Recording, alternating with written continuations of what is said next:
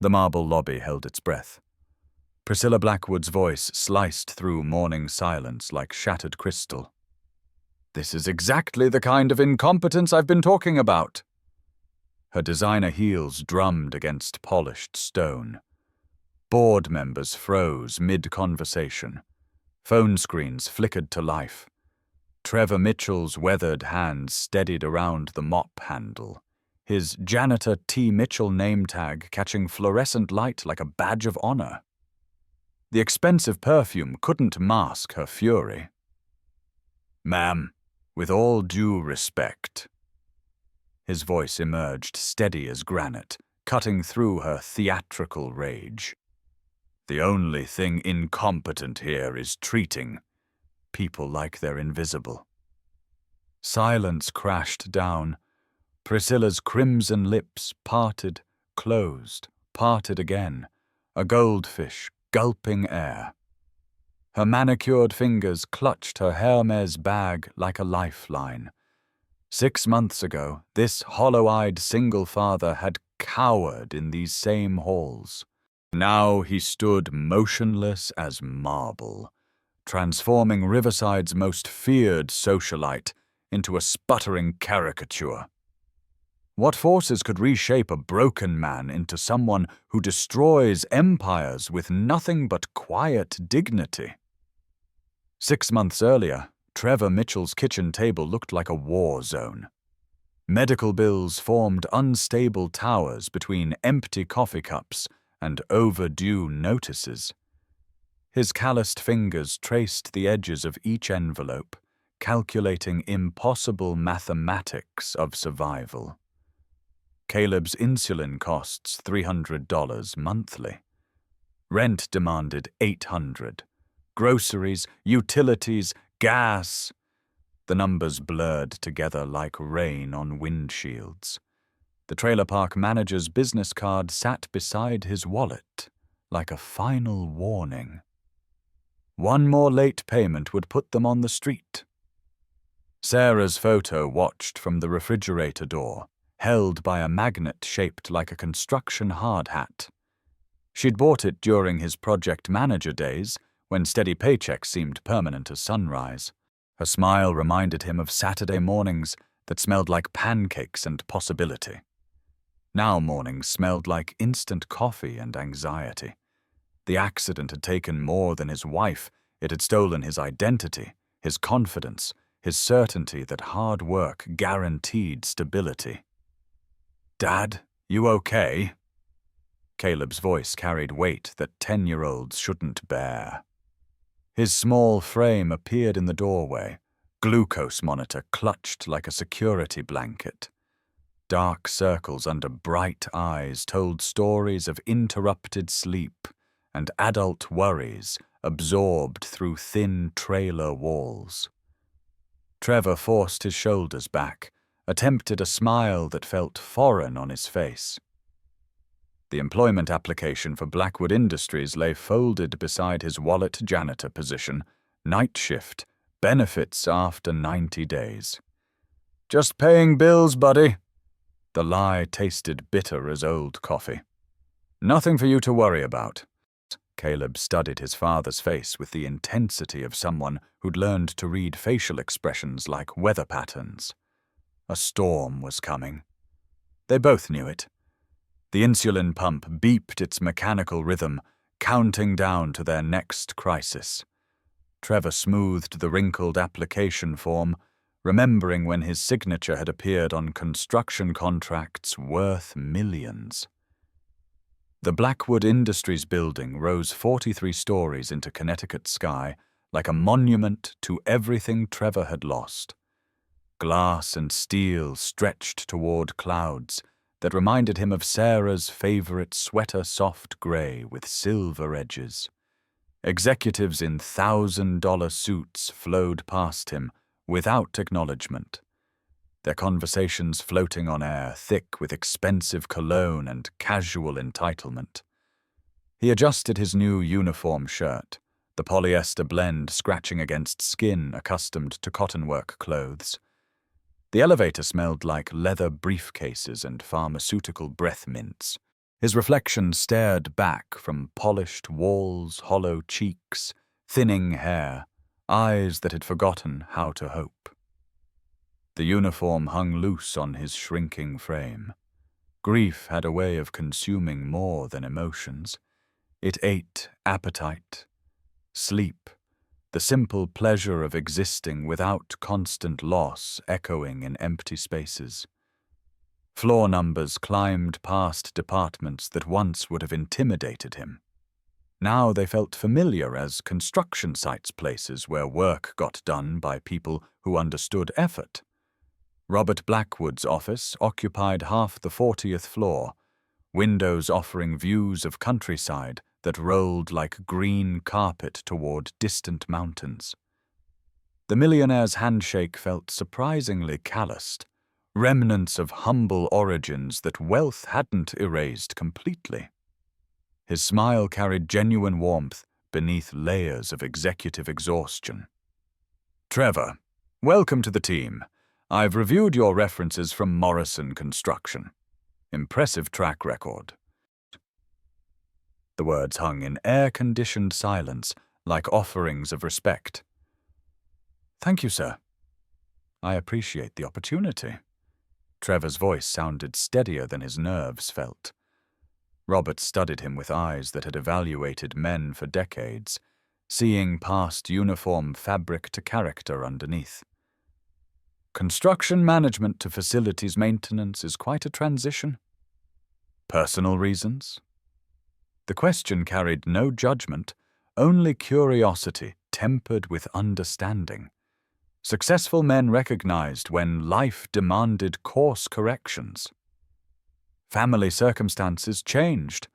The phrase covered years of medical bills and funeral expenses, months of unemployment while caring for a dying wife, weeks of job searches that ended in rejection letters. Robert nodded without pressing for details.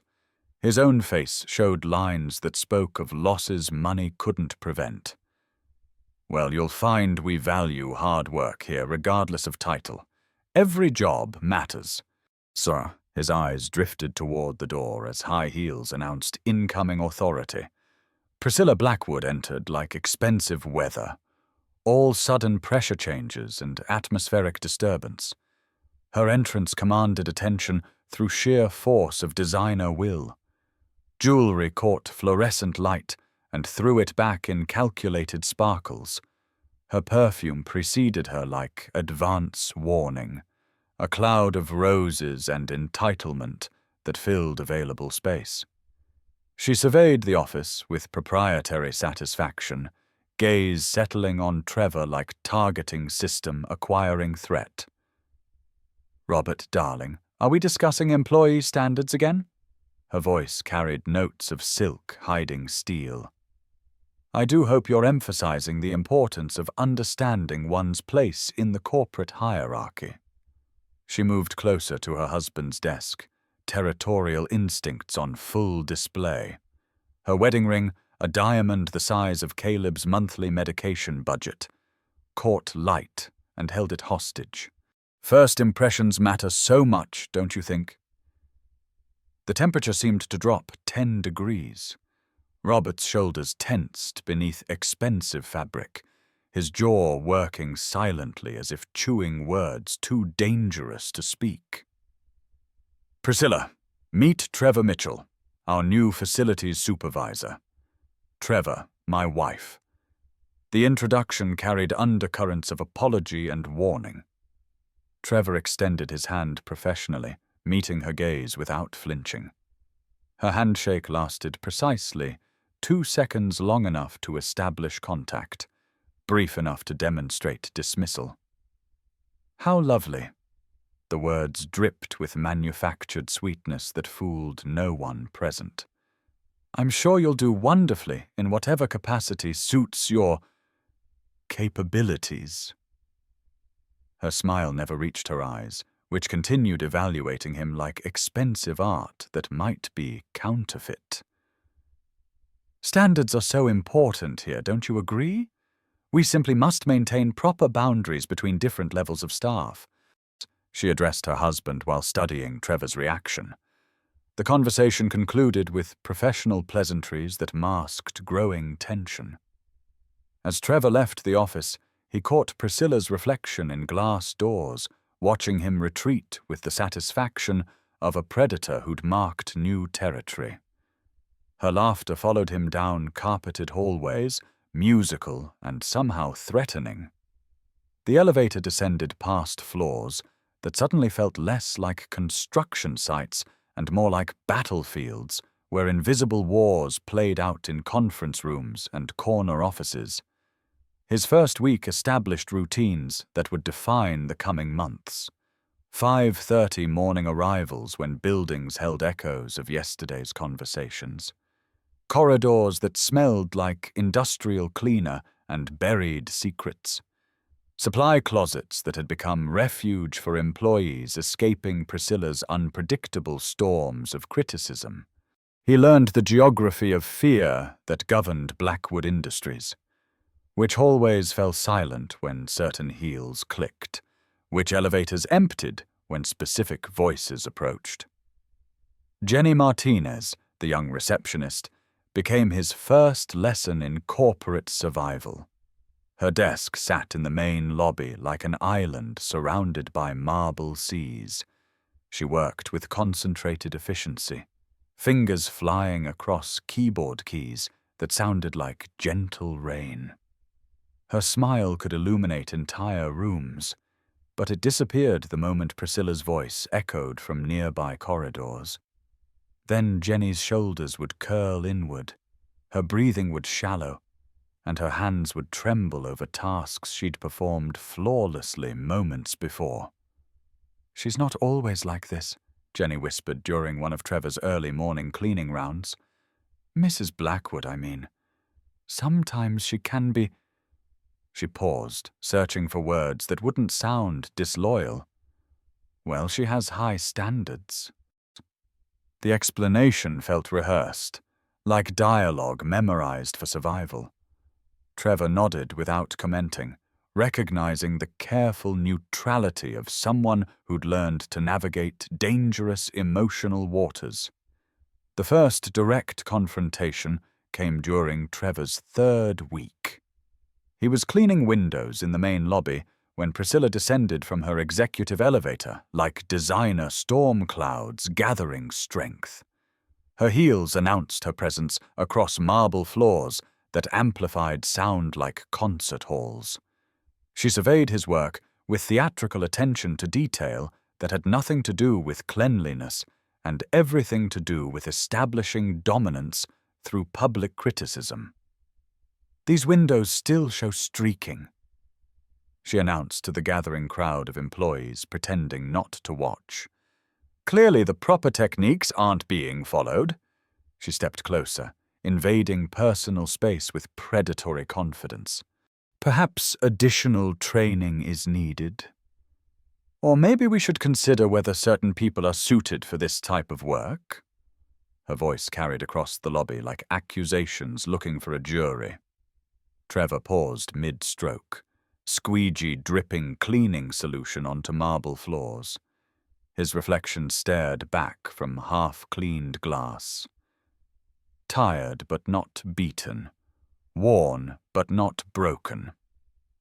The uniform that had felt foreign 3 weeks ago now carried his sweat, his effort, his growing familiarity with honest work, honestly done. "Ma'am, would you mind pointing out the specific areas that need attention?" His voice remained level, professional, curious rather than defensive. The request caught her off guard. She'd expected apology or submission, not engagement with her criticism. Her perfectly manicured finger wavered in air for several seconds before pointing vaguely toward already clean glass. "There." And there, obvious streaking to anyone with discerning standards. Trevor examined the areas closely, then smiled with genuine puzzlement. "I'm not seeing what you're referring to, ma'am." "Could you be more specific about the problem?" The question hung in air like challenge flags waving in corporate breezes. Watching employees held collective breath while phones discreetly emerged from pockets.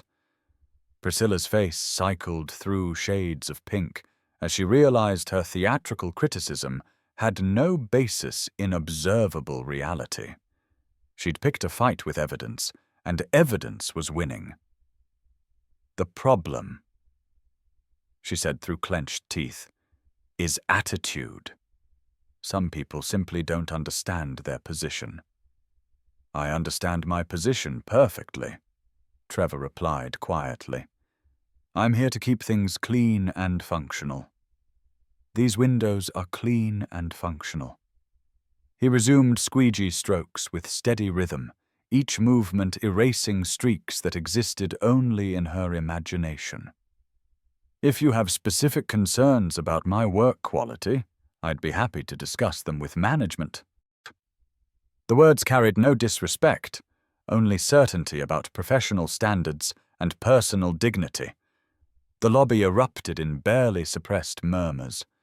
Employees exchanged glances loaded with significance. Someone had spoken back to Priscilla Blackwood without crumbling, without apologizing, without accepting blame for problems that didn't exist. Her retreat lasted 30 seconds, but felt like hours' heels clicking an irregular pattern of confusion and growing fury. She disappeared into her private elevator with posture that promised retaliation. Jenny approached his window cleaning station 20 minutes later, coffee cup trembling in her hands. "That was either very brave or very stupid," she whispered, glancing around for surveillance. "No one talks to her like that." "Not ever."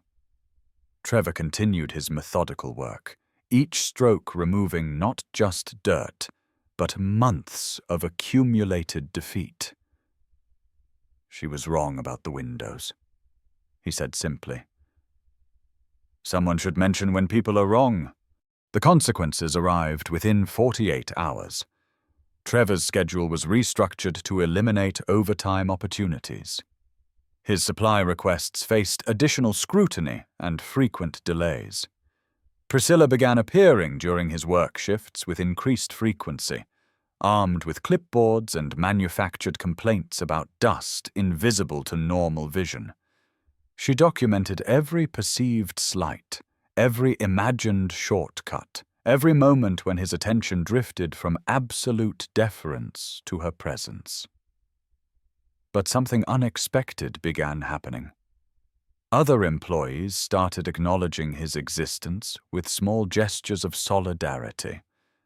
Marcus, the security guard, slipped him extra coffee during night shifts. The accounting team invited him to join their break-room conversations. Administrative assistants saved newspapers and magazines for his lunch reading. A community had formed around their shared experience of surviving Priscilla's systematic cruelty. "She's testing you," explained Betty Chen, the payroll supervisor, during one of their informal cafeteria meetings. Her voice carried the wisdom of 15 years surviving corporate politics through strategic invisibility. "That's what she does. Picks someone new and pushes until they break or quit. Usually takes about 6 weeks. She stirred sugar into coffee that smelled like salvation and tasted like burnt hope. The trick is not giving her what she wants." "What does she want?" Trevor asked, though he suspected the answer. Betty's smile held no warmth, only recognition of patterns that repeated like seasonal weather. Submission. Complete and absolute acknowledgement that she's superior in every way that matters. She needs to see people break, needs to watch them accept her version of their worth. She sipped coffee and grimaced at its institutional bitterness. Most people find it easier to just agree with her. Less conflict that way. The pattern escalated over following weeks. Priscilla's criticism became more creative, her standards more impossible, her public performances more theatrical. She questioned his punctuality, despite his consistent early arrivals. She criticized his cleaning techniques using vocabulary that suggested expertise she clearly didn't possess. She implied connections between his work quality and broader character defects that required correction through employment consequences. Trevor's responses remained consistent, professional, curious, focused on specific rather than general. When she complained about his floor mopping, he asked for demonstration of preferred techniques. When she questioned his supply usage, he produced detailed logs showing efficiency improvements over previous months. When she suggested his attitude needed adjustment, he requested specific examples of problematic behavior. Each response frustrated her further, while building his confidence through successful navigation of increasingly difficult terrain. The breaking point arrived on a Tuesday that smelled like possibility disguised as routine maintenance. Priscilla had scheduled what she called an impromptu efficiency evaluation to coincide with the Board of Directors' monthly facilities review. The timing wasn't coincidental. She needed witnesses for what she'd planned, an audience for her final performance in the extended drama of putting Trevor Mitchell in his proper place. The board members assembled in the main lobby with the resigned patience of executives who'd learned to endure their chairman's wife's management theories. They stood in expensive suits that cost more than Trevor's monthly salary, checking phones that connected them to deals worth millions. Their presence transformed the marble space into an impromptu courtroom where Priscilla would serve as prosecutor, judge, and jury for crimes that existed primarily in her imagination. Gentlemen, I've asked you here to witness the kind of employee attitudes that undermine corporate culture. She began, voice pitched to carry across marble surfaces that amplified her words like ancient amphitheaters.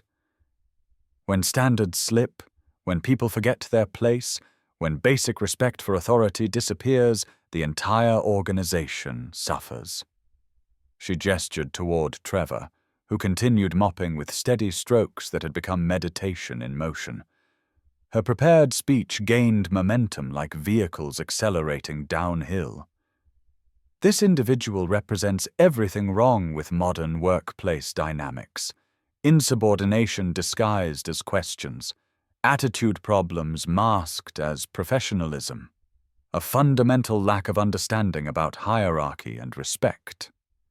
The words bounced off walls and windows, creating echo chambers that amplified both her voice and growing discomfort among watching executives. Trevor's mop moved in patterns learned over months of practice. Left to right, overlapping strokes that ensured complete coverage without waste motion. The rhythm calmed his racing heart, reminded him of construction sites where competence mattered more than politics. His name tag caught morning light streaming through tall windows. Janitor T. Mitchell, worn straight and proud like badges earned through honest effort. This is exactly the kind of incompetence I've been talking about. Priscilla's voice cracked like breaking glass, her theatrical training finally showing through manufactured outrage. These people don't understand quality work or respect for their superiors. She stepped closer to Trevor's position, invading personal space with aggressive confidence that had worked countless times before. When employees think they can question authority, when they believe their opinions matter, corporate structure itself becomes compromised. The board members shifted weight from foot to foot, checking watches that measured discomfort in expensive precision. They'd hired Trevor themselves after reviewing references that praised both his work quality and professional attitude. His performance had been exemplary, his manner respectful, his results consistently exceeding expectations. But Priscilla was building toward something bigger, her voice gaining volume and venom with each accusation. Trevor straightened slowly, mop handle firm in weathered hands. His eyes met hers without flinching, carrying calm that had been earned through months of choosing dignity over defeat, professionalism over personal feelings. The marble lobby fell silent except for the gentle drip of cleaning solution from his equipment. Phone cameras emerged from pockets and purses as witnesses sensed approaching climax in a drama that had been building since his first day. "Ma'am, with all due respect." Trevor's voice cut through her prepared performance like blade through silk, steady as granite foundations, and twice as immovable. "The only thing incompetent here is treating people like they're invisible." The words hung in air-conditioned silence, like truth finally given voice. Priscilla's mouth opened and closed without sound, her prepared speech derailed by responses she hadn't rehearsed. The transformation was instant and complete. Months of careful construction collapsed in seconds as her authority revealed itself as elaborate performance art. Her face cycled through shades of red, while expensive makeup began showing cracks under pressure. The designer outfit that had seemed so formidable moments before now looked costume-like, artificial, desperate for validation it could no longer command through fear. "How dare you speak to me that way?" Her voice cracked on the final syllable, adolescent and shrill, in marble spaces designed for adult conversations. "I am the wife of the chairman!" "I deserve respect." The claims sounded hollow in air, thick with changed dynamics. Respect couldn't be demanded, only earned, and her methods had been earning contempt disguised as compliance for years. "You are," agreed Trevor quietly. "Married to a good man who deserves better than watching his wife humiliate people for entertainment." The observation landed like a physical blow. Priscilla staggered backward, designer heels clicking uncertain retreat across marble floors that suddenly seemed less like her personal kingdom and more like public space where common decency still mattered. Robert Blackwood chose that moment to emerge from his private elevator, drawn by commotion that had reached executive floors through building's acoustic design. His appearance silenced remaining murmurs as employees and board members waited for his response to his wife's public humiliation. His face showed complex emotions: embarrassment, relief, something that might have been gratitude for words he'd been unable to speak for years. "Priscilla!" His voice carried authority that had built financial empires from small ideas and large determination. "This ends now." The words fell into silence like stones dropped in still water, creating ripples that would reshape everything they touched. His shoulders were straighter than Trevor had ever seen them, his posture carrying years of suppressed frustration finally given voice through borrowed courage. The lobby erupted in barely contained chaos. Employees pulled phones from hiding places to document the moment their corporate tormentor lost power through public exposure of her fundamental emptiness. Board members exchanged meaningful glances and private conversations that would become official decisions within hours. Security guards smiled for the first time in months. Administrative staff stood taller, breathed deeper, remembered what workplace dignity felt like. Priscilla looked around desperately for support that had never existed, searching for allies among people she'd systematically diminished through years of casual cruelty. Her expensive handbag became shield against gathering judgment. Her designer clothing felt suddenly foreign, costume pieces in a play where she'd forgotten her lines. "You can't do this to me," she whispered, but the words lacked conviction. The audience had seen behind the curtain, and discovered only emptiness where substance should have been. Robert's hand settled gently on Trevor's shoulder, contact that communicated volumes without need for extensive explanation. "Thank you," he said quietly, meaning gratitude for more than clean floors and proper window maintenance. Someone needed to say what we were all thinking. The millionaire's eyes held years of suppressed frustration and newfound respect for a janitor who'd accomplished what financial success couldn't. Standing up to bullies regardless of their social position.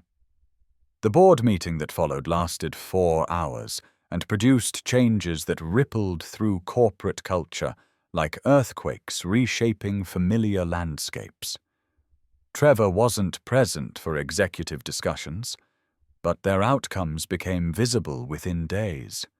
Priscilla was banned from company premises, pending psychological evaluation and anger management courses. New policies regarding employee respect and workplace dignity were drafted, approved, and implemented with unprecedented speed. The atmosphere of fear that had poisoned professional relationships began dissolving like morning mist touched by honest sunlight. Trevor's promotion came with ceremony that felt earned rather than awarded. The new name tag read, Facilities Supervisor. Trevor Mitchell. But the title mattered less than the journey that had produced it. His staff consisted of good people who'd endured systematic disrespect while maintaining professional standards and personal integrity. They looked at him with recognition rather than surprise. They'd seen his character during difficult months and knew he'd earned leadership through consistent demonstration of values they'd shared but hadn't been allowed to express. His first staff meeting focused on dignity, respect, and the revolutionary idea that every honest job deserved equal consideration in workplace hierarchy. "We keep this place running," he told his team, voice steady with conviction earned through experience. "That matters. Your work matters. How you treat people matters more than what they can do for you." The words fell on ears that had been waiting to hear such validation for years. The trailer park looked different when Trevor returned that evening. Smaller, but somehow more welcoming than before. Caleb waited on concrete steps that had witnessed months of anxiety and uncertainty. Glucose monitor beeping its familiar rhythm like mechanical heartbeat, counting moments until improvement arrived. The 10-year-old's face showed changes that reflected more than growing older understanding that his father had found something important that had been missing since before his mother's death. "Dad, you look different," Caleb said, studying facial expressions with intensity born from learning to read adult emotions for survival purposes. Trevor's smile felt natural for the first time in months, unrehearsed and genuine as morning sunshine after long nights' worried insomnia. "Good different or weird different?" he asked, settling beside his son on steps that had supported them through winter's coldest moments. Caleb grinned with gap-toothed brilliance that reminded Trevor of Sarah's identical expression during moments of pure happiness. "Good different. Like you remember who you are instead of just getting through each day." The observation carried wisdom that seemed impossible from someone who still needed help calculating insulin dosages.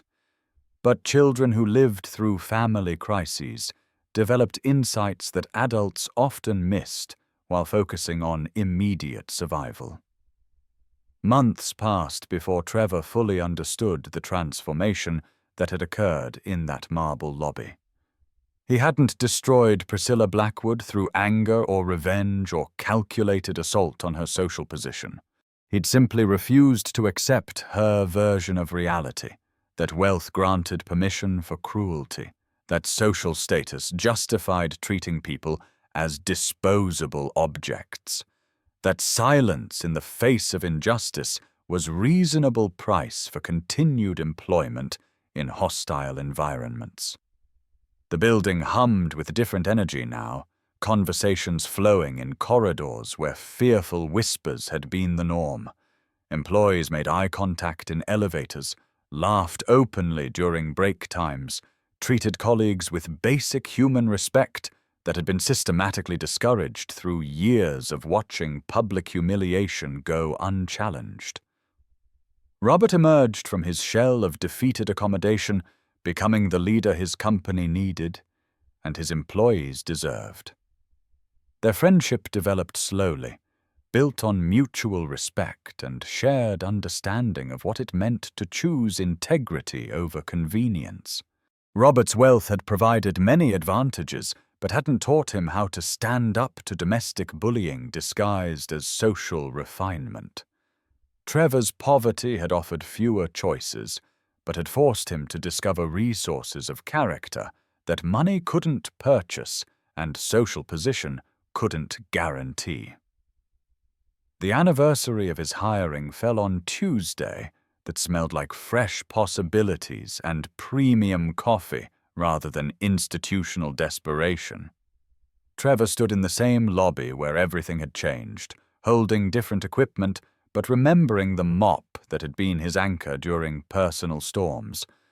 His reflection in polished marble looked familiar again, not identical to the man Sarah had married, but recognizably related through shared values and renewed confidence. Caleb visited that afternoon, insulin pump quieter thanks to improved insurance coverage, face brighter due to stability restored through his father's professional resurrection. He traced marble patterns with curious fingers, while Trevor completed paperwork that actually mattered now. Budget requests that would be approved, staff evaluations based on performance rather than politics, maintenance schedules designed around building needs rather than executive whims.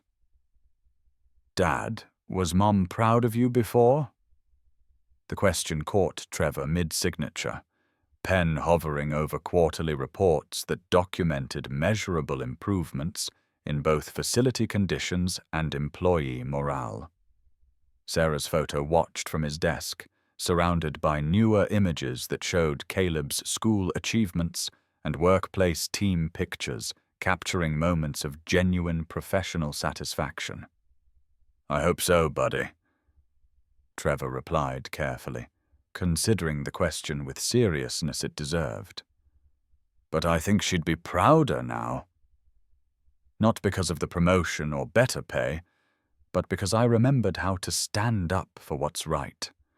Caleb nodded with understanding that seemed advanced for his age, but appropriate for someone who'd watched his father fall completely and then rise again through conscious choice rather than accidental circumstance.